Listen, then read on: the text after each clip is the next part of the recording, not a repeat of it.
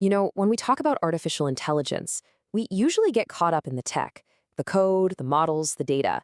But what happens when the most unpredictable part of the equation is, well, us, the people building it all? So today, let's get into the messy human drama that just blew up one of the hottest startups in AI. We're talking about Thinking Machines Lab, a company that just pulled in an unbelievable $2 billion, hitting a $12 billion valuation. But just last week, this AI juggernaut was thrown into total chaos when its CEO, Mira Murati, fired her own co-founder and CTO, Barret Zoph. But wait, the story gets even crazier.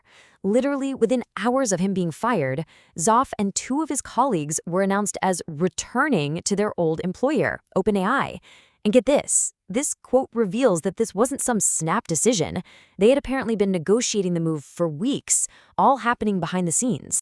I mean, this is a huge deal for a company that was literally built by talent poached directly from OpenAI. So how on earth did this AI dream team implode so publicly and so fast? To figure that out, we gotta go back a bit. All right, so first things first, who are the main players in this whole saga? So on one side, you've got Mira Murati, the CEO. She's a big deal, a former CTO at OpenAI who even stepped in as their interim CEO for a bit. And on the other side, Barret Zoph, her co-founder and CTO, who also came from a top job at OpenAI. So you've got to understand, these two weren't just random colleagues. They were the power duo who left one of the biggest names in AI to go build a direct competitor. To really get what happened here, we've got to rewind a few months. Because the spark for this whole explosion wasn't about code or business strategy, it was way more personal. Okay, check out this timeline. It really lays out how this whole thing just spiraled. It kicks off last summer, with Murati getting suspicious about a relationship. Then, boom, by June, it's confirmed, and the other employee is out. Just a month later, Zoph is basically demoted. And look at this last part. By October, he's already dialing up his old boss at OpenAI about coming back. The escape plan was in motion way before the final blow-up. So what was the big issue at the heart of all this? Well, it all started with an undisclosed relationship. Sources say Murati was worried because Zoph, the CTO, was involved with a more junior employee, someone he had personally pushed to hire away from OpenAI. It was a potential conflict of interest, and it created a huge problem inside their new startup. So the first big domino to fall, Zoph gets demoted. Murati sidelines him, putting him in a new technical role and stripping away all his executive and manager powers. For a co-founder, man, that is a huge, huge deal. And this is where you start to see two totally different stories emerge. On one hand, you have Zoph saying, hey, I was still crushing it, working on recruiting, planning. But then other execs are telling a completely different tale. They're talking about a serious drop-off in his work, even pointing to how his activity on Slack, the company's lifeline, just plummeted. Okay, so all this tension that's been building up for months, it all boils over in one single fateful meeting. It was supposed to be a simple one-on-one, but it turned into, well, basically an ambush. So picture this. Murati walks into a room expecting to talk to Zoph, just the two of them.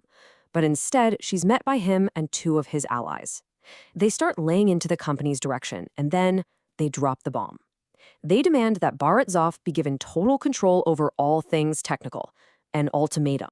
And Murati's comeback, it was absolutely brutal. She's like, he's already the CTO, and then she just goes for it, asking him right there why he allegedly hadn't been doing his job for months.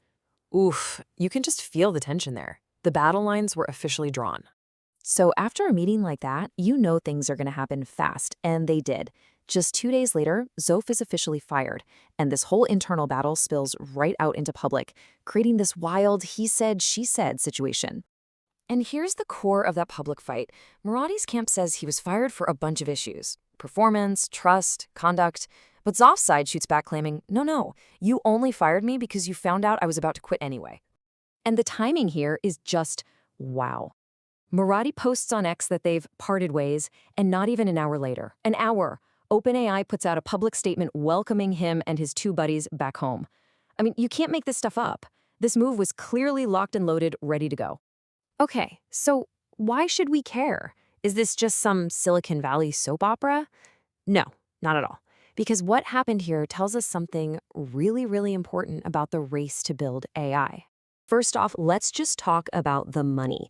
We are not talking about some garage startup here. Thinking Machines Lab raised one of the biggest seed rounds in history. We're talking $2 billion, with a valuation of $12 billion. The stakes could not possibly be higher. And just look at the damage to the founding team. With Zoph gone, on top of another co-founder who left for Meta last year, they've now lost half, literally half of their original founders. For a company this young, that is a body blow. But really, what this whole mess shines a giant spotlight on is the AI talent war. See, the race for AI supremacy isn't just about who has the fastest chips or the biggest data set. It's a fight for people. The brilliant minds who can actually build this stuff are incredibly rare. And as we just saw, loyalty can switch on a dime when you've got giants like OpenAI and Meta dangling huge offers. Which brings us to the biggest takeaway of all.